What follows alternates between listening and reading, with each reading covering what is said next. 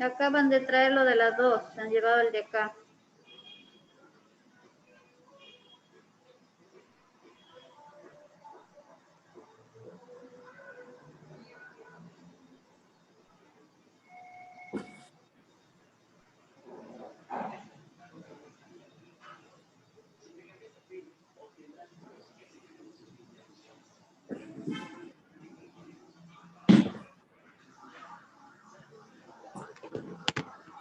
Bueno, antes de iniciar, queremos invitarles cordialmente este 26 y 27 de septiembre al curso de farmacología neonatal. Este curso va a ser totalmente práctico. Ya aquí vamos a estar discutiendo todas las recomendaciones de 3 guías farmacológicas neonatales, 2 de ellas 2020, como el Neofax, la Neofarma de Siben y otra de Barcelona. De preparación, dilución, concentración máxima de los fármacos más usados en el fin, y vamos a estar haciendo ejercicios, viendo cuál es la evidencia científica de fármacos que tienen actualización importante, ¿no? Cuando aparezcan las próximas guías farmacológicas, ya estas actualizaciones van a estar allí dentro. Cosa que nos hará cambiar nuestra actuación con respecto a la administración de fármacos en neonatología. Las personas que están ingresando, les agradezco por favor, silencien. Clarita, ha empezado el curso de fármaco.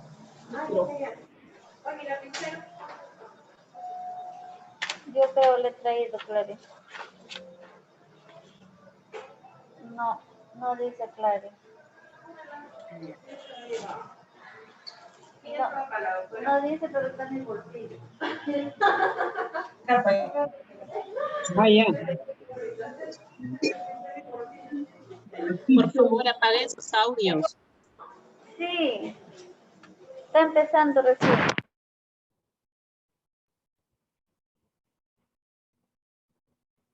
Ya lo silencié.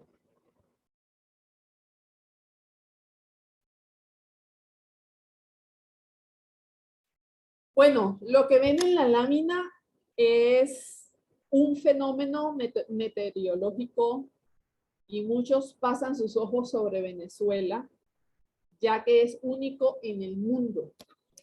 Produce una energía que hasta ahora son muchas las teorías que quieren explicar lo que pasa con el fenómeno del Catatumbo y hasta ahora no han podido lograr el significado de este rayo que cae continuamente, casi 365 días, todos los años, sin producir un trueno o algo que nos llame más la atención. Para quienes pues le tienen miedo a los rayos y a los truenos, a mí esto es algo que me produce mucha energía, mucha emoción, y es un sitio de mi tierra que me falta por conocer. Hablar del Catatumbo es hablar de un fenómeno de la naturaleza y hablar de farmacología es hablar de un fenómeno de la salud. Esto es muy amplio. Este tema no depende solamente de conocer que hasta ahora vamos por 15 correctos. Esto va más allá de lo que significa conocer de la administración de medicamentos, de la dosis, de los efectos adversos. Necesitamos todos el gran poder de la observación. Y con esto les doy la bienvenida a esta clase que tiene por título Introducción a la farmacología neonatal.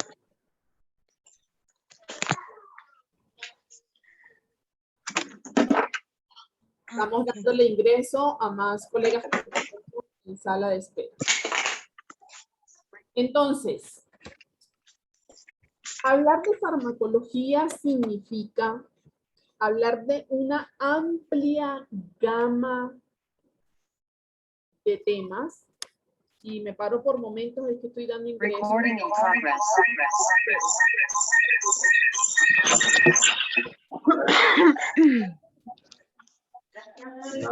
Bueno, a mí no me gusta estar mencionando esto a cada rato, pero si ustedes mantienen sus micrófonos prendidos, se va a escuchar un eco que no va a permitir que me escuchen bien a mí. Entonces les agradezco encarecidamente, por favor, una vez más, que apaguen sus micrófonos y que apaguen sus cámaras.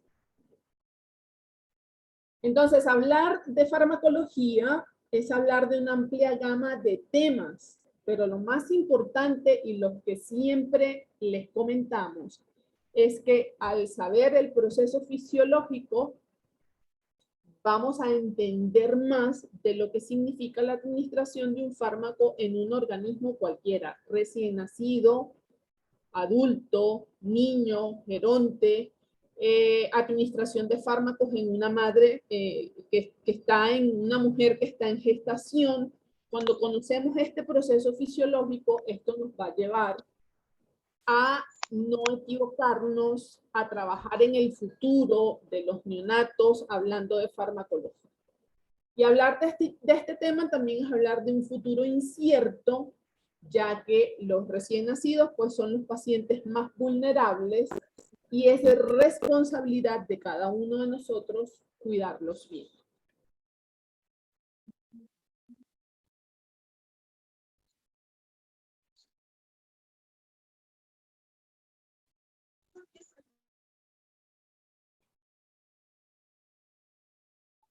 El tema de la farmacología es muy amplio, como se los acabo de mencionar, y abarca el conocimiento de orígenes, propiedades físicas y químicas, compuestos, acciones fisiológicas, absorción, destino, expresión y uso terapéutico de los fármacos. Entonces, como les mencioné en la lámina anterior, no va a depender solamente de los 15 correctos, pues muy emocionante saber cómo hemos evolucionado en características precisas que nos indican punto a punto, ya vamos por el número 15, que debemos conocer antes de administrar un fármaco. Por lo tanto, un fármaco puede definirse en términos generales como algún agente químico que va a afectar al protoplasma vivo. Y pocas sustancias escapan de su inclusión según esta definición. Todo fármaco tiene un principio activo que es el responsable de hacer un efecto en un órgano vital. Al hablar de introducción de la farmacología, hay muchos términos que pues nosotros en reunión concluimos que debemos comprender para avanzar al próximo paso, que es el análisis de las guías farmacológicas, porque todos las podemos tener. Esta es mi guía farmacológica, esta es del 2008 y todavía anda conmigo para todas partes. Pero sentarse y analizar con los grupos de trabajo el significado de todo lo que allí se define, como por ejemplo las dosis, los rangos de administración, los efectos terapéuticos, porque en algunos sitios se siguen administrando aminoglucósidos cada 12 horas cuando la administración va a depender de la edad gestacional y de los días de nacido de ese bebé. Todas esas cosas aparecen en las guías farmacológicas. Entonces, estos principios activos, por supuesto, van a tener un efecto terapéutico, pero en los recién nacidos, que son vulnerables, más adelante ya vamos a ver fisiológicamente por qué, este principio activo de los fármacos también puede producir efectos adversos. Todos los fármacos contienen excipientes y estos excipientes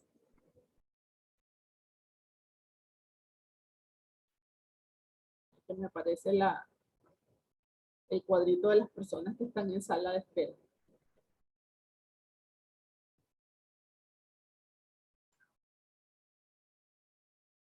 Entonces, estos excipientes van a ayudar a mantener el fármaco en forma correcta para que este fármaco pueda llegar hasta el órgano diana y producir un efecto.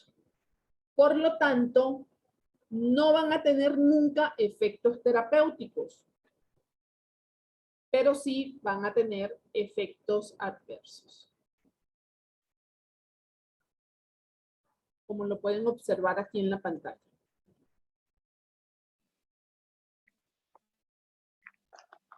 ¿Qué pasa con los excipientes? Que debemos tenerlos en cuenta para cambiar la prescripción de algunos fármacos sustitutivos que puedan, por supuesto, cumplir el efecto que necesitamos en los pacientes sin necesidad de que estos excipientes causen daños.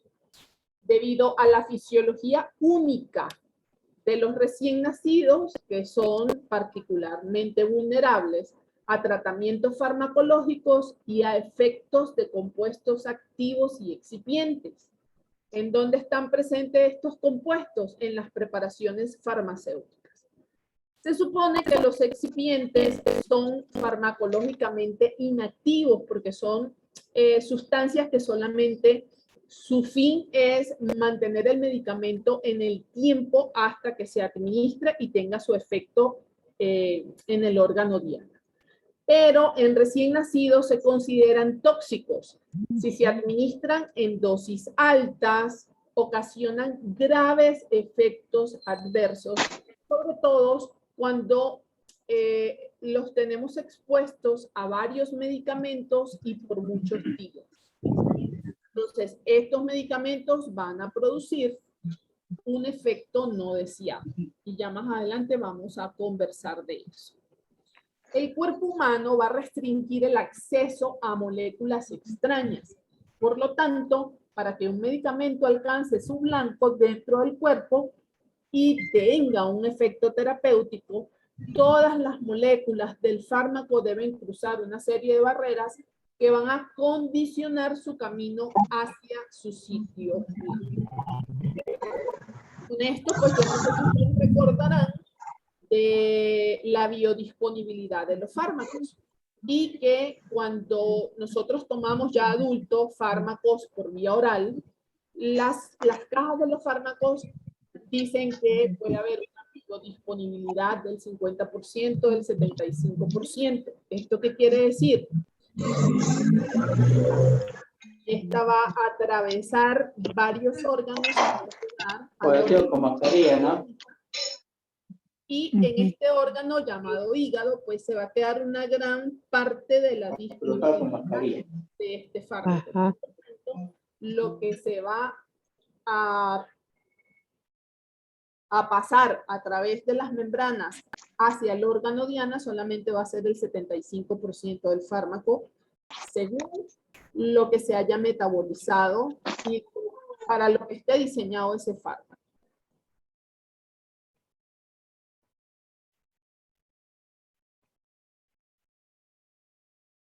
Entonces, los excipientes farmacéuticos son componentes esenciales de los medicamentos, repito, son necesarios para garantizar la estabilidad físico-química y microbiológica de los mismos, así como su aceptación por parte de los pacientes. Es recomendable que los excipientes tengan una nula o limitada actividad farmacológica. El problema en todo esto, y lo hemos visto mucho ahorita con el tema de las vacunas, que no es el ARN mensajero de la enfermedad, pues lo que pudiera producir un efecto adverso, sino el excipiente que contiene la misma y que en algunos seres humanos pudieran producir un efecto alérgico o un efecto adverso. Entonces, ¿qué pasa con los recién nacidos? Pues que evidentemente van a estar más susceptibles a todos estos excipientes y tal vez nosotros en el momento de la administración del fármaco no veamos una reacción adversa, pero más adelante a ciertas edades pueden haber alteraciones neurológicas que fueron causadas por los excipientes y que están disfrazadas de otro diagnóstico porque tienen signos, síntomas clínicos de una enfermedad específica.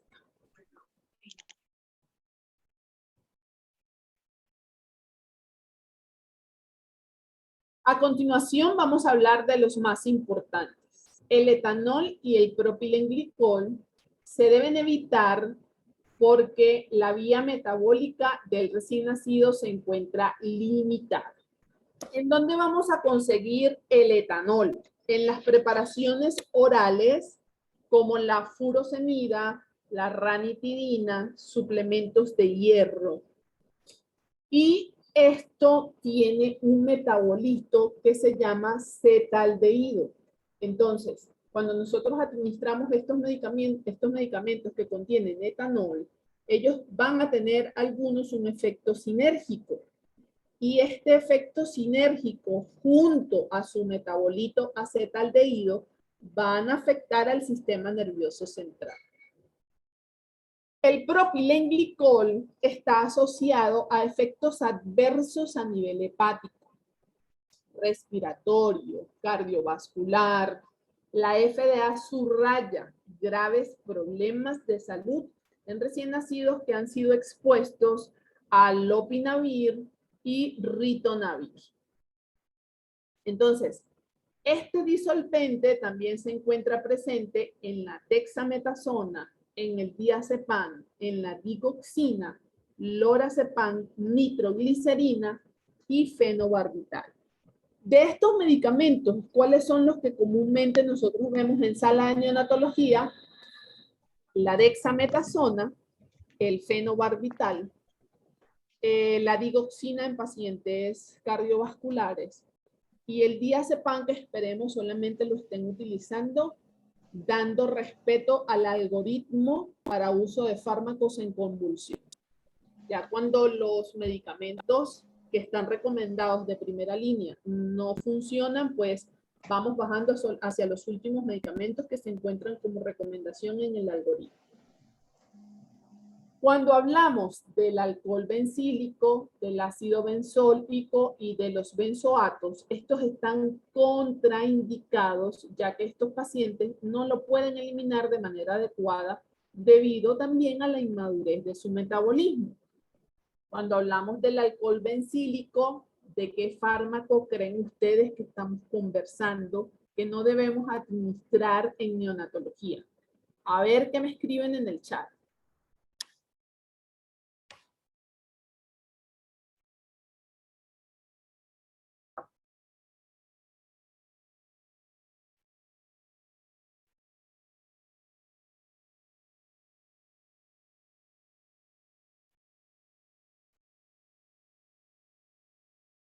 ¿Qué medicamento contiene alcohol bencílico?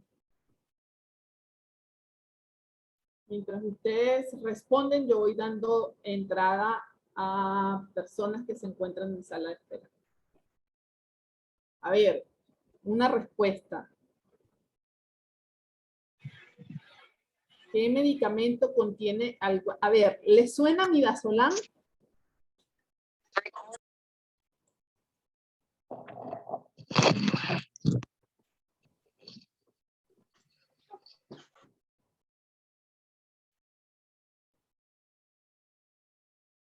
Bueno, resulta que el midazolam contiene alcohol bencílico como excipiente. Y ya vamos a ver todo lo que se produce en el organismo de un recién nacido con evidencia científica a quien se le administra un fármaco que contiene alguno de estos excipientes. Se recomienda también evitar los parábenos, especialmente propilparaben por su actividad estrogénica y toxicidad reproductiva. Y no utilizar excipientes innecesarios como colorantes, saborizantes y edulcorantes. Pues si nosotros echamos un ojo a lo que tenemos de medicamentos por vía oral para recién nacidos, pues ninguno contiene ni colorante, ni saborizante, ni edulcorante precisamente porque pudiésemos estar causando un problema, pero hay otros fármacos que sí lo contienen. Aquí tenemos un estudio del 2015 que habla de los daños potenciales de excipientes en medicinas utilizadas en neonatos. Este es un estudio europeo y en el cuadro pueden observar el reporte de efectos adversos producidos con polisorbato 80, propilenglicol, etanol, y allí los tienen todos escritos. Si quieren pueden tomar una fotografía para que ustedes los analicen y sepan los medicamentos que ustedes tienen y los efectos adversos que se pueden producir con estos fármacos. Este es un estudio del 2015, pero fíjense una cosa. A veces tenemos estudios que no son actuales, pero que en el 2021 aún mantienen su vigencia. Como por ejemplo, este que apareció en 1988, en donde hablan de el metabolismo del alcohol bencílico y la eliminación en neonatos. 1988 y aún seguimos administrando midazolam. Pues nosotros no, y creo que todos los que nos escuchan tampoco, pero sí tenemos conocimiento de algunas unidades de atención en donde todavía hay administración de midazolam como sedante en recién nacidos. Y fíjense, en 1988 lo que concluyen los autores. Sospechamos la toxicidad del alcohol bencílico en neonatos y esta se relaciona principalmente con una excesiva carga corporal en relación con el peso. Pero también puede implicar la inmadurez del proceso de desintoxicación del ácido benzoico en recién nacidos prematuros. Como se muestra en este estudio, la cuestión de la acumulación de niveles tóxicos de conservantes en los recién nacidos también se ha planteado con los parámenos. Y la necesidad de más estudios sobre este problema. 1988, estamos en el 2020. Aquí tenemos, por favor apaguen sus micrófonos. Aquí tenemos este estudio que es del 2015 y 2018. En el lado izquierdo podemos ver una ilustración de la clínica específica o del síndrome clínico específico en neonatos que está asociado a la administración o a la exposición a excipientes. Y aquí tenemos, con respecto a los parámenos, tenemos hiperbilirrubinemia, propilenglicol, convulsiones, etanol, acumulación de propilenglicol, depresión del sistema nervioso central, propilenglicol, disfunción hepática y acidosis metabólica. Entonces, aquí tenemos signos clínicos como la acidosis metabólica, la depresión del sistema nervioso central, que nos pudiera estar diciendo que estamos en presencia de un recién nacido, pues, con otra característica clínica o otra enfermedad que también tiene estos signos clínicos, y con eso estamos enmascarando que es la exposición a los excipientes lo que está causando este problema. Entonces, fíjense en el cuadro de la derecha. Aquí tenemos 1982 hasta el 2009. Estudios en recién nacidos. Tenemos uno grande que fue de 127 recién nacidos pretérminos con un peso menor a 1.500 gramos. Tenemos que se les realizó un flush de solución salina para lavar catéteres y fíjense que se repite en 1, 2, 3, 4, 5 estudios. Tenemos administración de clindamicina, tenemos preparados multivitamínicos, vitamina E suplemento y amiodarona. ¿Cuáles fueron los efectos adversos? Ustedes habían escuchado el síndrome Gaspin. No que un recién nacido esté en Gaspin porque ya está tan complicado, pues que está en sus últimas respiraciones profundas antes de fallecer. No, síndrome Gaspin. ¿Lo habían escuchado? ¿Y cuál es el excipiente? Alcohol bencílico. En todos estos 5 primeros 6 está el alcohol bencílico, el propilenglicol, el polisorbato, Y aquí abajo que se repite el alcohol bencílico. Y entonces, fíjense, con una simple administración de un flush de solución salina, ¿qué pasó? Que le causamos la muerte al recién nacido. Aquí en el último cuadro, pueden observar muerte, muerte, recuperación, muerte. ¿Y eso debido a qué? Debido a la administración de un fármaco que contiene esos excipientes. Entonces, tenemos que tratar de conseguir fármacos sustitutivos que no tengan estos excipientes para no causar la muerte de un recién nacido. Adiós. Ay, no. Pepa dejó a su osito en el café. Bueno, aquí estoy apagando micrófonos para que no interfiera en la comunicación.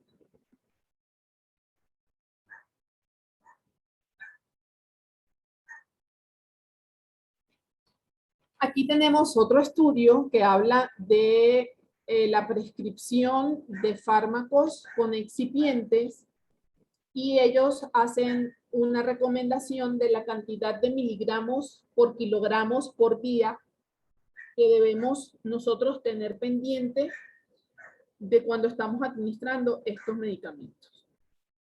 La tolerancia es limitada en excipientes para etanol, propilenglicol y alcohol bencílico. Y esto fue propuesto por la Agencia Europea de Medicina. Si hablamos del etanol, no hay un límite propuesto que sea similar entre infantes y niños, o entre recién nacidos y niños. Hablan de 6 miligramos por kilogramo día en pacientes mayores a 2 años. El propilenglicol tiene 1 miligramo kilogramo día en pacientes con una edad gestacional de 29 días a 4 años. Y el alcohol bencílico está contraindicado en niños. Si está contraindicado en niños, pues más aún en recién nacidos.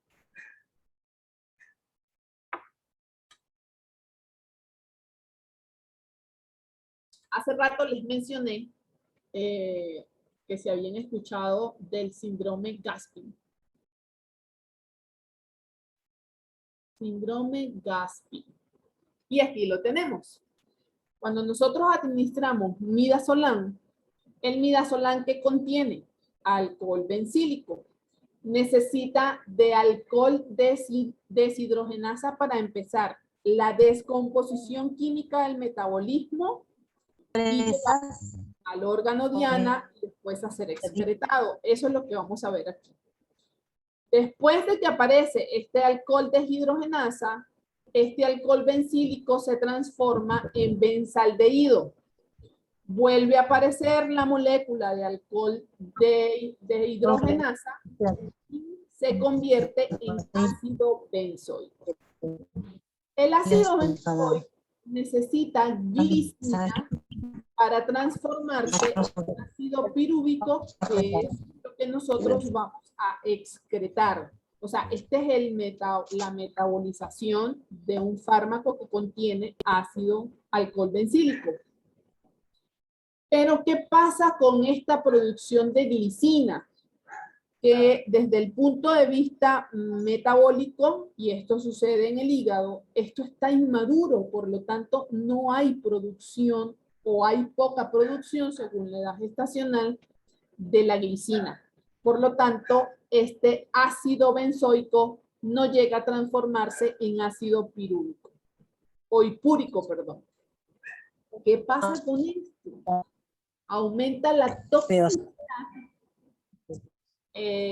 Casi 300. Nervioso central. Y este síndrome, ¿desde cuándo está escrito? De 1982. Hay disminución de la frecuencia respiratoria, hay disminución de la frecuencia respiratoria. El recién nacido puede hacer gasping, se encuentra en acidosis metabólica, puede convulsionar y puede morir. ¿Y nosotros de qué vamos a decir que murió el paciente? ¿De un síndrome Gasping porque administramos un fármaco con excipientes? No, vamos a decir que murió porque era muy prematuro porque fue un recién nacido afíctico, porque tiene malformaciones congénitas, pero debemos ser muy observadores, como les dije al principio, y saber si el recién nacido nos está presentando un gasping que no había tenido antes y acabamos de administrar un fármaco, o tenemos muchos días administrando este fármaco y se encuentra en altas concentraciones a nivel de las membranas cerebrales, entonces hay que saber que estamos en presencia de este síndrome. Aquí tendríamos entonces una condición clínica disfrazada. Ahora bien, veamos lo que pasa con los fármacos dentro del organismo. Y aquí vamos a hablar de la farmacocinética y de la farmacodinamia. Cinética, movimiento. Dinamia, fuerza. Entonces, la farmacocinética tiene que ver con el movimiento. ¿El movimiento de quién? El movimiento de un fármaco dentro del organismo. Entonces, esto quiere decir que la farmacocinética va a estudiar lo que el cuerpo le va a hacer al medicamento. Si nos tomamos una pastilla, esta se va a encontrar dentro del organismo y se va a absorber por el torrente sanguíneo. Posteriormente se va a distribuir al órgano que nosotros necesitamos en que se haga un efecto terapéutico, se va a metabolizar y se va a eliminar. Entonces, la farmacocinética estudia lo que el cuerpo le hace al organismo desde su administración hasta su eliminación. Movimiento de un fármaco que se administra de manera enteral o de un fármaco que se administra de manera parenteral. La farmacodinamia es la potencia que tiene el medicamento para producir un efecto en el órgano diana. Entonces, aquí ya no es lo que el cuerpo le hace al fármaco, sino lo que el fármaco le hace al cuerpo. Interactúa con los receptores celulares y cómo producen una respuesta. Aquí es donde empezamos a ver los efectos adversos de los fármacos y la capacidad que tiene este mismo de producir una respuesta.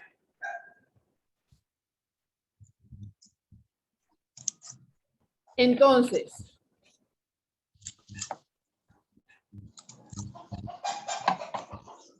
cuando vemos esta lámina, hay una secuencia del proceso que sigue un fármaco desde que lo administramos hasta su eliminación.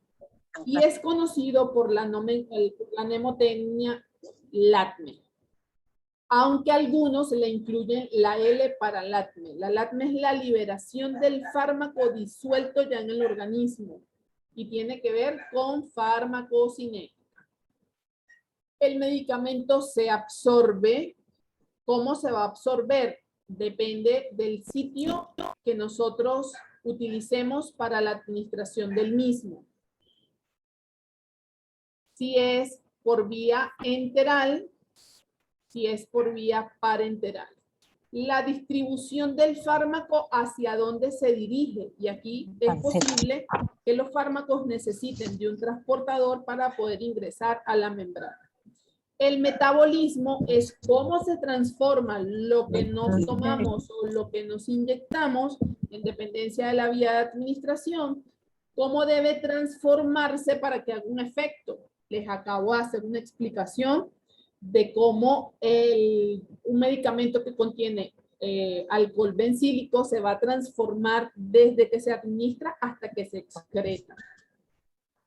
Y la eliminación, pues, ¿a través de qué va a ser? Si va a ser del tracto gastrointestinal o de la vía renal. Entonces, aquí tenemos las formas que tiene un fármaco para una membrana biológica. Cuando llegamos a este cuadro, Sabemos que administramos un fármaco porque necesitamos un efecto terapéutico para pacientes que necesitan sedación, que necesitan antibiótico-terapia por procesos sépticos, que necesitan anticonvulsivos, pero ¿cómo actúan estos fármacos? Entonces, aquí tenemos. Ellos van a actuar por difusión a favor del gradiente. La difusión es la que ocurre, por supuesto, cuando tenemos algo de mayor concentración que va a atravesar una membrana hacia donde lo tenemos en menor concentración y que esta puede ser pasiva o activa. Pasiva, que pasan los fármacos sin ayuda de nadie. Lo tenemos de manera directa, aquí es donde ingresan a la membrana los fármacos liposolubles a través de los poros que actúan los fármacos hidrosolubles con difusión facilitada porque necesitan de la presencia de una proteína para poder ingresar a la membrana. Pero también tenemos, y todo esto va a favor de gradiente, desde donde hay mayor concentración hacia donde hay menor concentración. Pero también tenemos de transporte activo y estos van en contra de gradiente.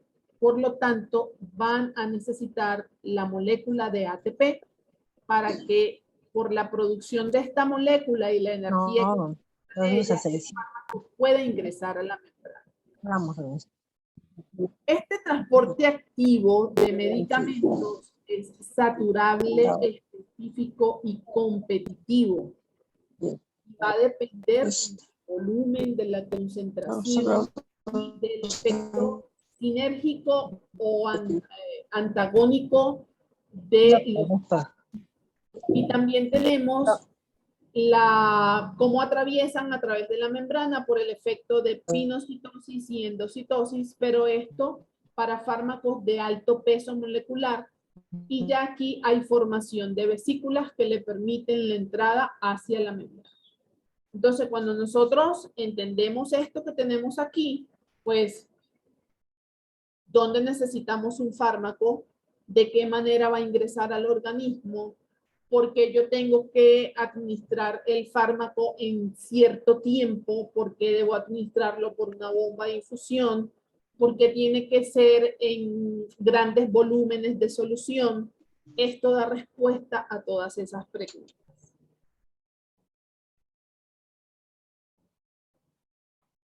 Tenemos la vía de administración enteral, que se conseguir la vía oral, la vía sublingual y la vía rectal. O sea, diferentes formas de administración a través del tracto gastrointestinal. Tenemos la vía inhalatoria, la vía intraarterial, intraósea, subcutánea e intramuscular.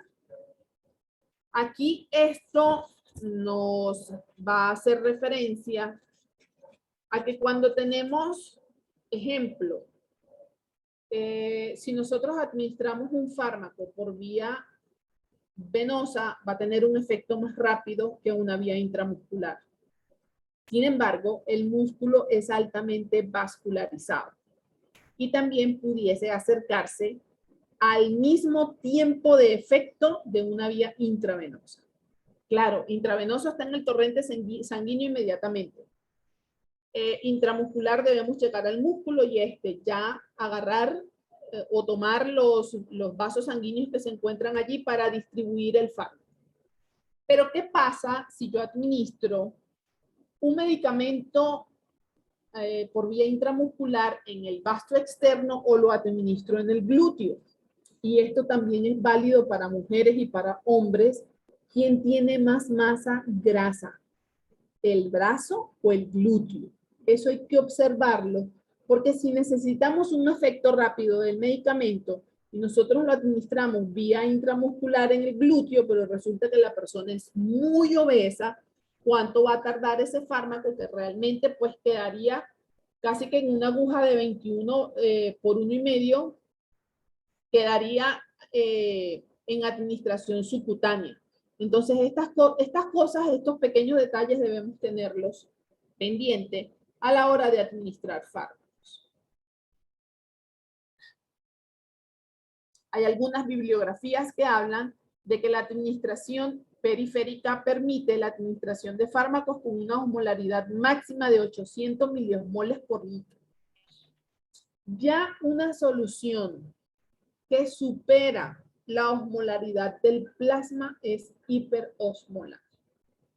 Por lo tanto, si nosotros tenemos una solución hiperosmolar, debemos hacer una dilución de la misma hasta llevarla a una concentración de 295 miliosmoles por litro, que es la osmolaridad aproximada del plasma. Tenemos algunos medicamentos, y esto es actualidad, que se están produciendo para liberación controlada a medida que la microesfera se degrada. Las ventajas de estos dispositivos pues, pueden ser muy grandes, como por ejemplo una liberación prolongada, debido a que el material se degrada mientras se libera, y esto logra una administración menos frecuente, menos efectos secundarios, posibilidad de un efecto localizado en la liberación del fármaco y sobre todo nuevas vías de administración. Estas vías de administración pueden ser intraocular, intraarterial o inhalatoria. Imagínense ustedes que nosotros necesitemos un antibiótico y que ya venga de forma inhalatoria. Hacemos una inhalación y ya tenemos la concentración de fármaco por la semana completa que necesitamos tomarlo. Eso sería pues, genial. Entonces, ¿te has preguntado cómo sería si pudieras tener todo en un solo tratamiento de un medicamento a través de una sola toma, o mejor aún, en qué lugar de inyecciones o pastillas pudieras simplemente utilizar unas gotas en el ojo o inhalar un medicamento? Pues les cuento que estas son las nuevas y mejores formas para administrar medicamentos y ya está en estudio y apareció ya desde el 2019. Este es el futuro. Solo habla del estudio del genoma y que eso cambiará la administración total de fármacos en recién nacidos. Y estos fármacos pues presentan una nueva tecnología que nos hará administrar medicamentos en menor frecuencia. Entonces, fíjense en esto. Los recién nacidos son vulnerables. Tienen muchísimos cambios desde el nacimiento hasta edades pediátricas. Cambios en el desarrollo de los factores fisiológicos que influyen en el metabolismo de los medicamentos en recién nacidos y niños, repito. Estos cambios son responsables de diferencias relacionadas con la edad y la disposición de los fármacos. Y a continuación, en este cuadro vamos a ver qué es lo que pasa con estos recién nacidos.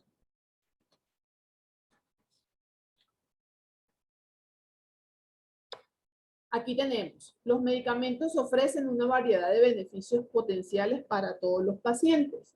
Alivio de los síntomas, apoyo para los procesos fisiológicos necesarios, como por ejemplo, ¿cuál? La administración de surfactantes es un apoyo en un proceso fisiológico en recién nacidos prematuros. Es el único medicamento hasta ahora que ha sido fabricado para recién nacidos. Potencial de hacer daño, incorrectamente dañar órganos o la muerte. O sea que tiene un efecto terapéutico, pero que también tiene un efecto que puede agredir a cualquier ser humano. Entonces, en este cuadro vemos la acción de enzimas hepáticas, como por ejemplo el citocromo P450. Estas enzimas son isoformas que se pueden unir también con la glucuroniltransferasa. Pero resulta que estas enzimas hepáticas se van a empezar a activar, fíjense aquí en el cuadro, menos de 24 horas, pues es muy poca la cantidad en porcentaje y esto es una actividad ya que se concreta a la edad adulta. De 1 a 7 días, de 8 a 28, de 1 a 3 meses, de 3 a 12 y fíjense cómo se encuentra de 1 a 10 años. Lo que quiere decir que tanto el recién nacido como los niños tienen un metabolismo hepático disminuido. ¿Y esto para qué se utiliza? Para que los fármacos hagan su biotransformación antes de ser distribuidos al torrente sanguíneo. Entonces, cuando nosotros hacemos administración de fármacos, pues si no se metabolizan, se van a mantener circulando en el torrente sanguíneo y produciendo daño a las células. Aquí tenemos la distribución de agua total.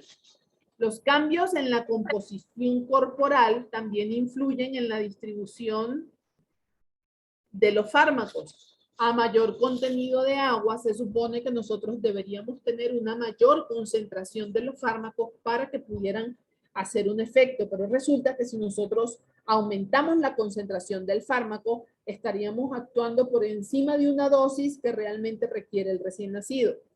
Fíjense en esta gráfica que tenemos aquí. El agua corporal total en un recién nacido es del 80%. O sea que tenemos un alto volumen de agua en estos bebés, por lo tanto, la concentración de los fármacos no va a ser el efecto que nosotros deseamos. Si son prematuros, pues menos. El cambio en la función gastrointestinal.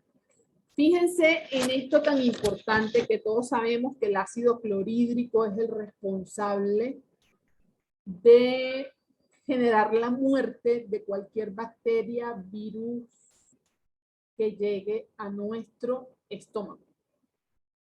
Entonces, y parásitos. Si el ácido clorhídrico está ausente, porque en los primeros días de vida de este bebé hay una acloridia y nosotros hacemos administración de inhibidores de protones, pues este bebé estaría más susceptible, perdón, a presentar una enterocolitis necrotizante. Ayer me pasaron un mensaje que a veces esos mensajes me dan como una sensación de desespero y a veces digo, lo que está a la vista no necesita anteojos. Una enfermera muy estresada porque los médicos culpaban a las enfermeras de 2 perforaciones intestinales. Resulta que son pacientes que los 2 están reportando Klebsiella y acusar a alguien no sería lo adecuado sería estudiar qué es lo que está contaminado en el servicio, hacer estudios bacteriológicos tanto de lo inanimado como de lo animado y saber de dónde se está generando esta contaminación. No tiene que ver solamente con lavado de manos, tiene que ver con todo lo que nosotros utilizamos al tratar a un recién nacido. Evidentemente, pues el lavado de manos tiene que estar presente, sí, lo sabemos y lo hacemos y espero que lo estemos haciendo.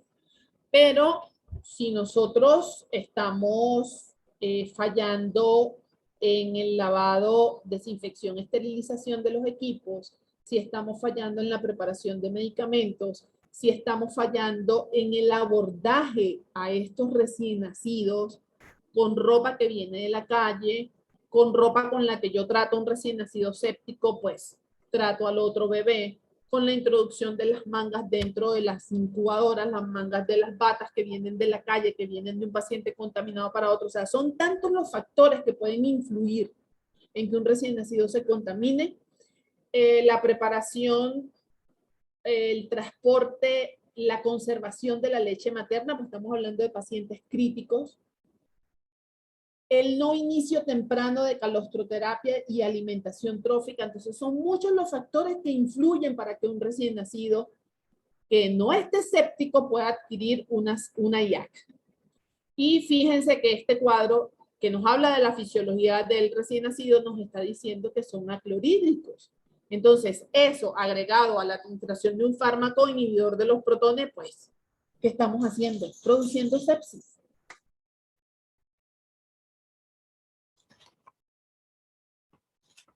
Y la otra es la función renal o la filtración glomerular. Fíjense que es algo que va desde casi 0 en el primer día de vida y aumenta hasta los 12 años. Entonces, la filtración glomerular que también está en preparación en todo este tiempo para su maduración, no nos permite la excreción total de estos fármacos. Acabamos de leer un estudio que se los vamos a discutir con ustedes en el próximo curso, que se trata del fenobarbital. Y está tan interesante con respecto a la eliminación de este fármaco que tú dices, tantas horas, y lo administramos cada 8, cada 12 horas que estamos haciendo con los recién nacidos. Y si hablamos de tecnología, pues nos vamos a dar cuenta que la tecnología nos está cacheteando día a día porque nos está enseñando una mejor manera de actuar para no causar daños. Y aquí tenemos esta filtración glomerular para el amino hipúrico, ácido amino hipúrico. El aclaramiento de esto, que es lo que hacemos con la administración de midazolam.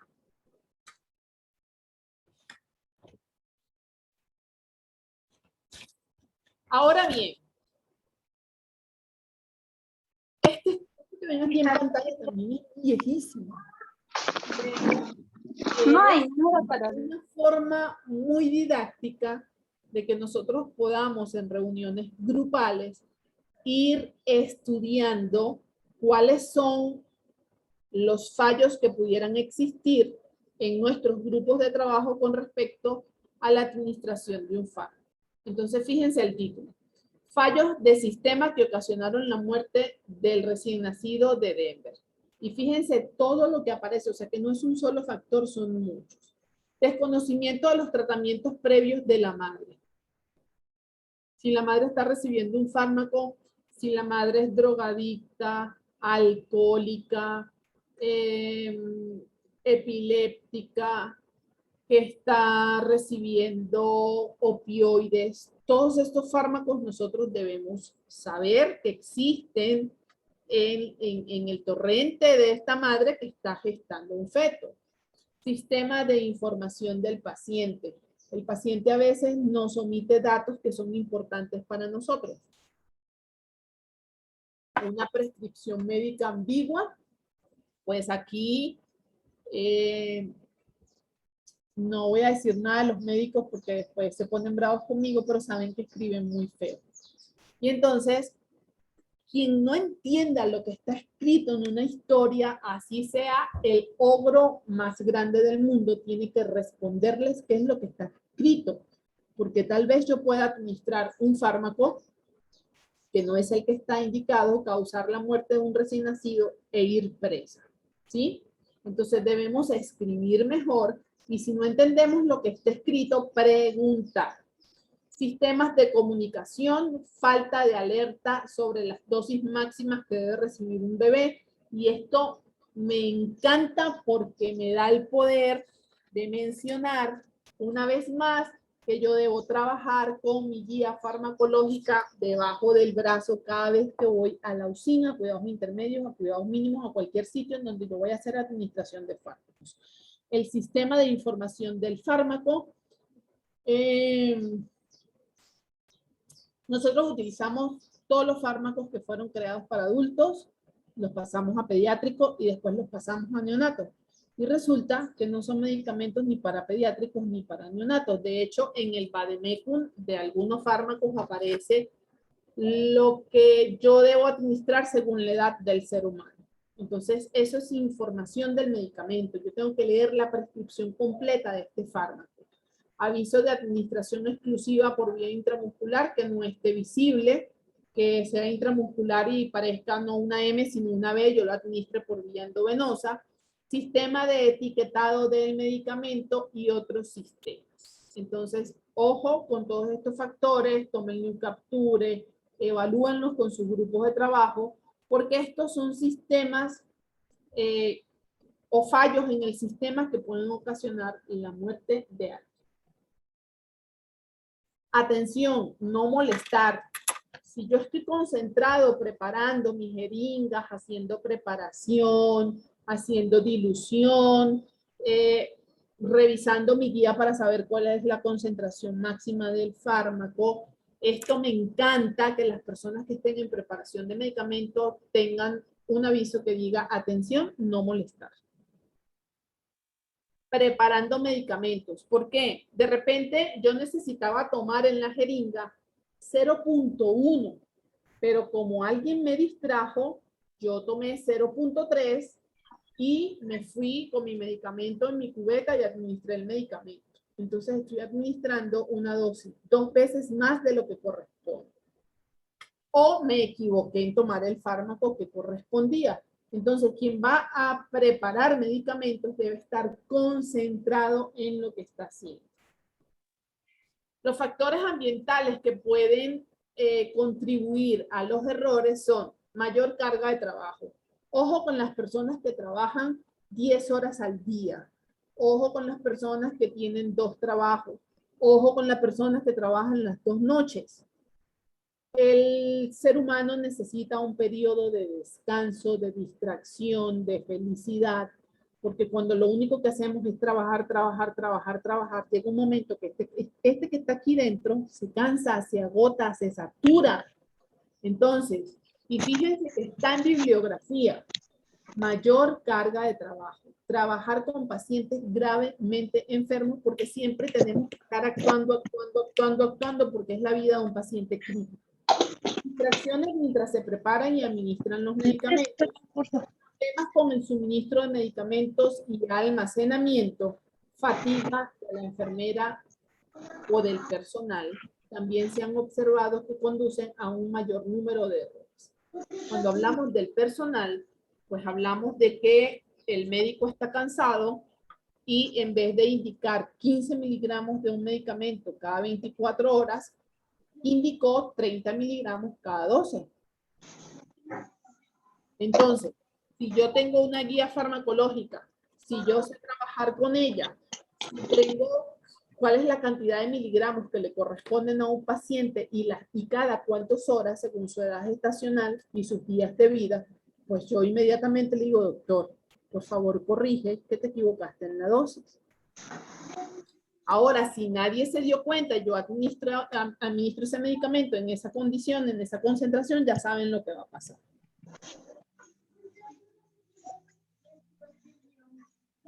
Aquí tenemos otro cuadro que le pueden tomar otra fotico, otro capture. Errores en la medicación en un hospital de alta complejidad. Servicio de medicina.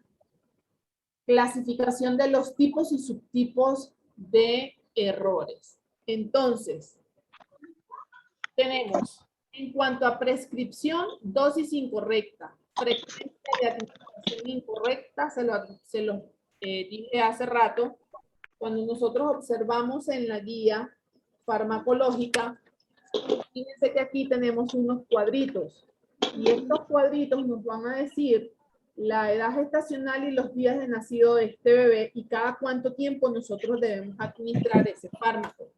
Si es un recién nacido prematuro que amerita un medicamento cada 48 horas y yo se lo administro cada 12, imagínense lo que estamos haciendo con esos riñones, con esos oídos, que también depende de la velocidad de infusión. Vía de administración incorrecta, omisión, receta incompleta. En cuanto a la dispensación, también hay unos factores, transcripción, hay otros, preparación que tiene que ver con enfermería, preparación defectuosa. Ojo con esto, lo vamos a ver en el curso y esto sí depende totalmente de nosotros, aunque hay médicos que te colocan, preparen 10, agregue 5, agregue 5 más, tome 1, bájelo a 0.5 y administre 0.2. Algo así.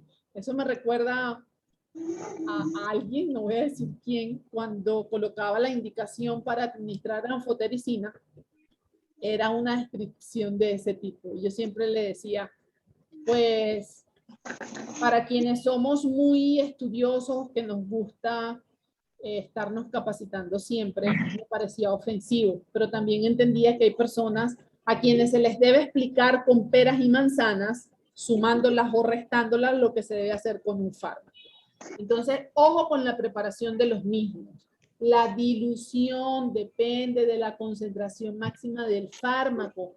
No que Rosana tenga 30 años trabajando y le diga que debe diluirlo en 10, porque Johnny tenga, que Johnny es más viejito que yo en esto, si yo tengo 30, él tiene como 50, que le diga que la dilución debe ser en 15. No, es la concentración máxima del fármaco lo que me va a dar la dilución del mismo.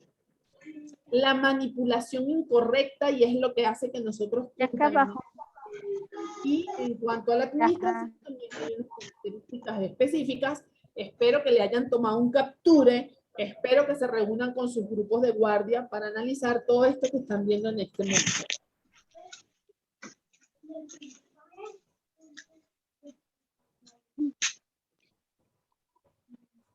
A ver, ¿quién me dice por cuántos correctos vamos? Si le ponemos a esto, vamos a pasar y hay que arreglar la mesa. ¿Qué cosa?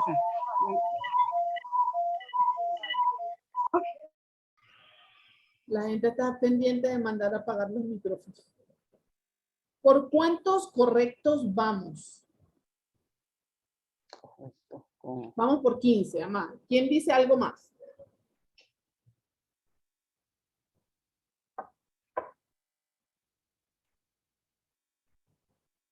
$15 correctos.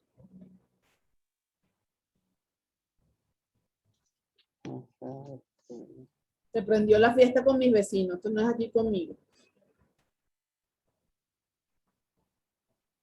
Vamos por 15.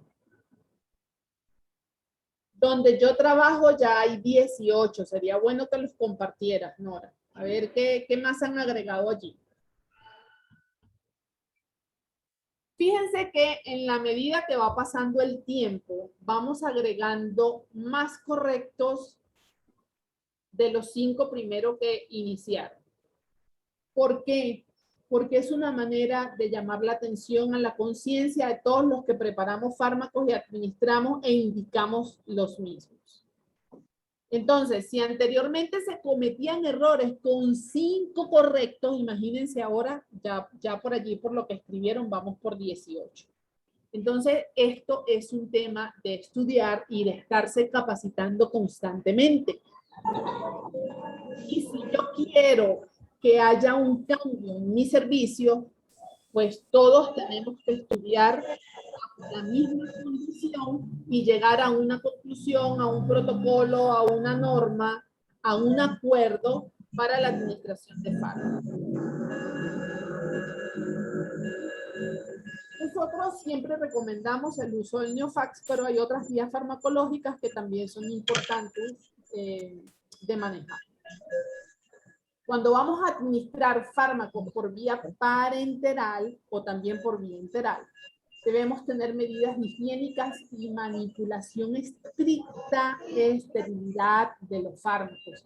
Y este es el primero que aparece ahora en formatos en donde hablan de los 15 correctos. Administración de fármacos por vía parenteral, lavado higiénico de manos. Con lo del COVID tenemos las manos desgastadas. Pero es que no es cuestión de COVID, es cuestión de evitar una contaminación, de que todos sabemos que debemos usar uñas cortas, de que debemos lavar debajo del borde libre de la uña, porque allí también hay contaminantes, de que debemos usar una solución antiséptica que nos ayude a desinfectar las manos. Entonces, debemos realizar ese lavado higiénico, esta recomendación, en la guía de Van Helbrot de un hospital de Barcelona. No compartir viales, asegurándonos de que cada recién nacido tenga su propio vial, excepto pues en unidades de atención en donde tenemos unidosis, o sea, son el personal de farmacia el que se encarga de la preparación de los fármacos. Entonces, allí sí pueden tener una ampolla que tenga un tiempo de estabilidad de 6, 8, 12, 24 horas y con ese fármaco puedes tomar las dosis para utilizarla con diferentes recién nacidos. No recuperar el contenido sobrante de las ampollas de fármacos abiertas para una utilización posterior. Créanme que en varios países hemos podido observar ampollas, jeringas, que algunas tienen su aguja, pero otras que están en ampollas y lo que hacen es colocarles una cinta adhesiva sobre. Tiene una cinta adhesiva que tiene esterilidad porque está en el servicio, porque está de mano en mano, porque no la utilizamos para curas estériles, pero sí la utilizamos para tapar un fármaco. Entonces, la recomendación es no hacerlo. No utilizar ningún fluido parenteral que presente turbidez, fugas o partículas, ni utilizar después de la fecha de caducidad. Desinfectar los puntos de acceso de las válvulas de inyección, los bioconectores, la goma de los viales, con clorexidina alcohólica al 0.5%. Si no tenemos clorexidina, entonces la recomendación es utilizar alcohol al 70%. Se seque. Porque si nosotros hacemos una desinfección de los bioconectores o de la zona en donde vamos a realizar punción y no dejamos que este seque, no estamos haciendo nada, porque para que él actúe necesita un tiempo. Y si hablamos de alcohol, a veces necesitamos 2 y 3 ocasiones del desinfectante sobre la zona para que pueda efectivamente desinfectar. Y ya terminando, vamos con algunos términos súper importantes. Reconstitución o preparación de un fármaco que viene en forma liofilizada. Liofilizado es un polvo. Realmente se utiliza el disolvente acompañante a la presentación o agua para inyección. No me voy a parar mucho aquí porque esto lo vamos a hablar más en el curso.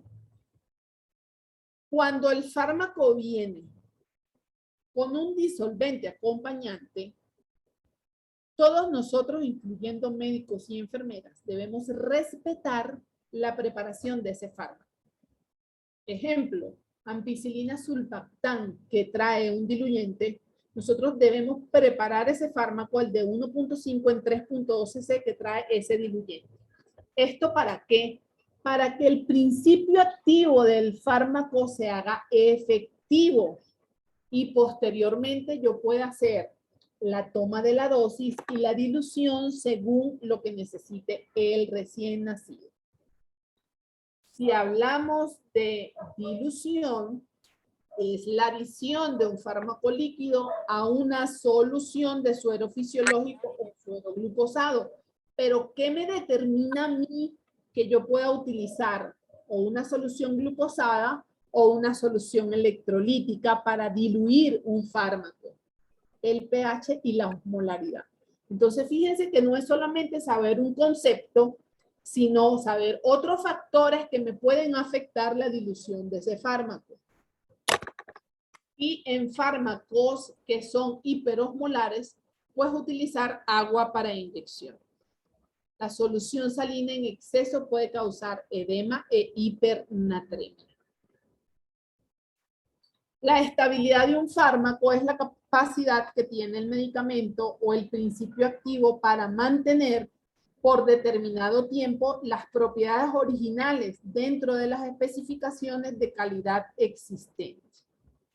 Entonces hay fármacos como por ejemplo la ampicilina, que después de su preparación tiene una estabilidad de 1 hora, pero nosotros lo seguimos administrando durante el día porque resulta que por desconocimiento no sabemos que ese es el tiempo de estabilidad del fármaco. O sea, en 1 hora ya pierde la calidad del principio activo y pues no estamos administrando un fármaco que vaya a cumplir un efecto terapéutico. Aquí tenemos factores que modifican la estabilidad de un fármaco, que ya pues no depende solamente de lo que el principio activo tenga capacidad de mantenerse en el tiempo, sino de cosas que van a alterar la estabilidad del fármaco. Como por ejemplo, no se recomienda conservar más de 24 horas ningún fármaco una vez que se reconstituya y se diluya. ¿Qué pasa aquí? Si nosotros estamos en unidosis y el fármaco tiene una estabilidad de 24 horas, en unidosis él puede permanecer 24 horas. Pero si nosotros estamos en una unidad de atención en donde cada grupo de guardia prepara los medicamentos, y supónganse que viene Petra y en vez de agregarle dextrosa al 5% a la preparación de un fármaco, por alguna razón, por cansancio, por trasnocho, por agotamiento, por exceso de trabajo, tomó una ampolla de algún fármaco y se la agregó a esa ampolla, estoy exagerando, puede suceder. Entonces, como el fármaco está etiquetado, quién lo preparó, la hora, el volumen de solución que se utiliza, la solución, lo administro y resulta que maté al bebé. Cada grupo de guardia prepara los fármacos. La recomendación es que quien prepara administra. Uy, ¿verdad? Está morado ya. El fármaco se va de inmediato y en otras Ha cogido un vaso, seguro. caducidad de 40 días. En cualquier caso, siempre se ha de seguir las recomendaciones proporcionadas por el servicio del hospital, aunque yo me guiaría más por la guía farmacológica, porque hay servicios de farmacia que trabajan con guías pediátricas, no con guías neonatales. Entonces aquí les pido, si ustedes tienen unidad de farmacia, que se reúnan con los coordinadores de servicio para establecer el uso de la guía farmacológica neonatal para la preparación de estos fármacos. Y todas las soluciones preparadas deben etiquetarse. Nombre del fármaco, concentración en solución en miligramos por mililitros, la fecha, la hora de preparación, importante, y fíjense que no aparece aquí quién lo preparó. Y bueno, entonces yo les pregunto, ¿quién determina la dilución de un fármaco? A ver qué me responden. Espero que me respondan las 83 personas que están conectadas en la conferencia.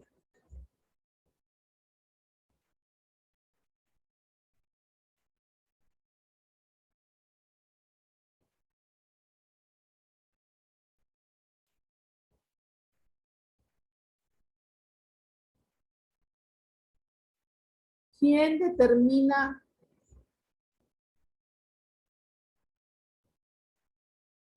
A ver qué les estoy leyendo.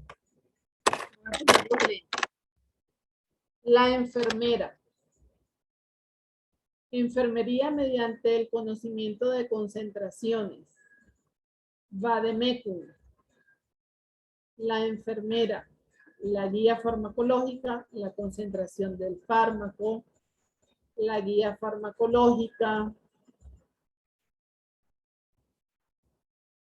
el medicamento, la concentración, conocimientos apoyados en la guía farmacológica, el laboratorio que fabrica el fármaco,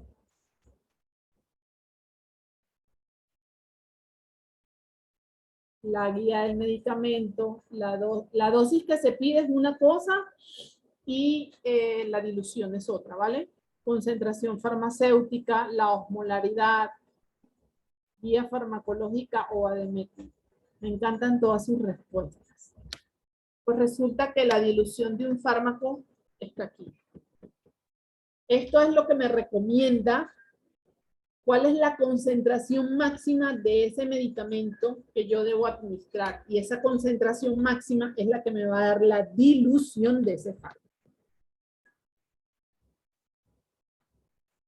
Siempre concentración máxima más. Bueno, ya con esto me despido.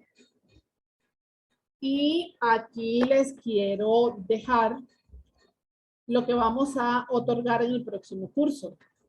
El Neofarma. La Neored es una guía o una revisión de guías farmacológicas, tanto neonatales como pediátricas, que realizamos el licenciado Márquez para antivirales, antibióticos y antifúngicos, y yo para anticonvulsivos. eso lo vamos a estar conversando y también se las podemos otorgar en el curso, porque hay fármacos como por ejemplo, la ampicilina sabemos que debe estar a una concentración máxima de 100, pero resulta que la ampicilina también está combinada con beta-lactámicos y el sulbactam no puede ir a 100. Entonces la dilución de ese medicamento debe ser a una concentración máxima de 45 miligramos por cc. Entonces, pendiente con eso, vamos a estar dándoles la neonatal and Pediatric Pharmacology, neonatal formulary, el Nelson neonatal. Si necesitan alguna información de algún fármaco que aparezca en el Neofax 2020, este es el digital, pero pues lo tenemos solamente en uno de los teléfonos de nuestro grupo, porque es algo que ya se maneja de manera paga. Y tenemos la guía de administración de fármacos en el periodo neonatal para enfermería, y aquí están todas las recomendaciones de un hospital universitario de Barcelona. Entonces, eso es lo que le tenemos para el curso y vamos a estar discutiendo el Neofarma, la Neofax 2020 y esta guía de administración de fármacos en el periodo neonatal. Totalmente práctico. Entonces, ahora sí los leo. Si tienen alguna pregunta.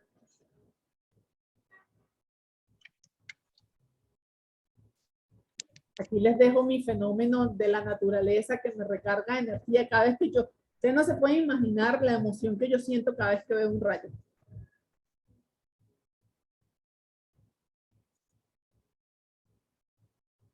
Por allí arriba leí una pregunta.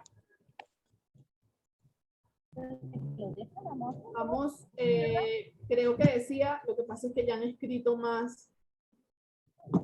Creo que decía que si la preparación de fármacos se debe hacer con guantes estériles, sí.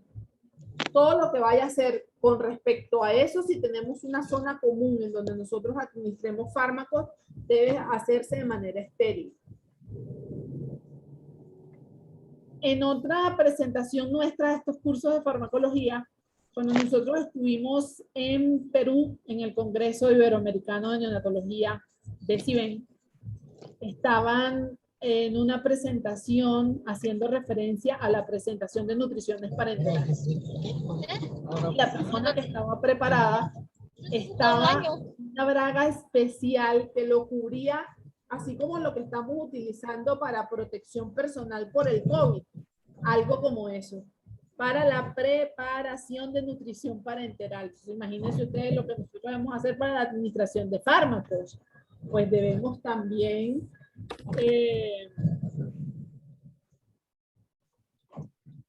cuidar ese factor de esterilidad. Si al preparar un medicamento se torna turbio y precipitado, ¿cuál sería mi actuar? Desecharlo. Si es un medicamento que nosotros, ejemplo, una ampicilina que nunca se pone turbia, y nosotros la preparamos y se torna amarillenta, no la puedo utilizar. Hay un medicamento, en este momento no se me viene a la cabeza el nombre, pero sí sé que es un antibiótico, que cuando tú lo preparas con una solución que no es la recomendada, inmediatamente empiezas a ver cristales. Entonces eso es un fármaco que nosotros no podemos utilizar con ningún paciente. La respuesta es desecharlo.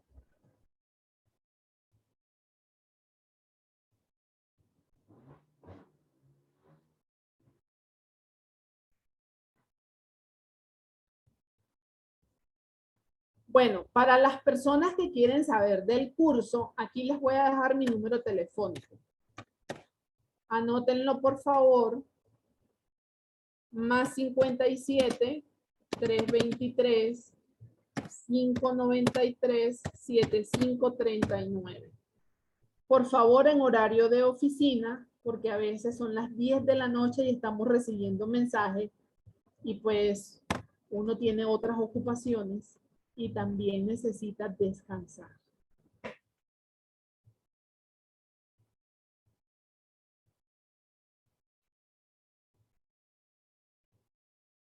No entiendo, más que todo en el ingreso inadecuado de la nutrición parenteral, es mejor cuidado, sino descartar. Cualquier medicamento que se torne turbio debe descartarse. Sí, hay medicamentos que no vienen en ampollas color ámbar, pero que al prepararlos y poner en función el principio activo se hacen fotosensibles. Entonces, esa es la razón por la cual hay que protegerlos de la luz. La claritomicina. Ese mismo es. Lo que pasa es que ¿sabes por qué no me venía a la mente? Porque la claritro, pues nosotros